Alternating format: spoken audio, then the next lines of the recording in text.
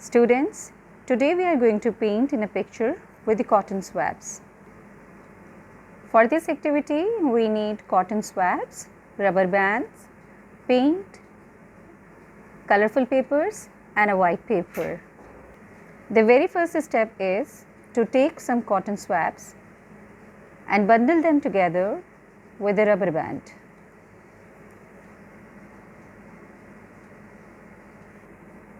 Children, for my painting, I have made some circles which are overlapping each other. Now, dab the cotton hair into your paint and then onto your paper.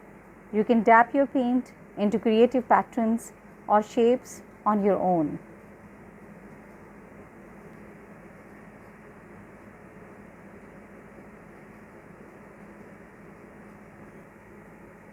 Students, painting is one of the great hobbies. It gives you the freedom of expression to outpour on the canvas. You can paint anything and everything you want to. Now let's draw the branches.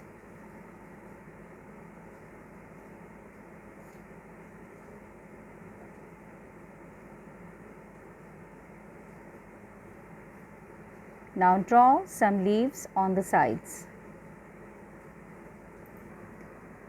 Now I'm going to add a frame with a colorful paper.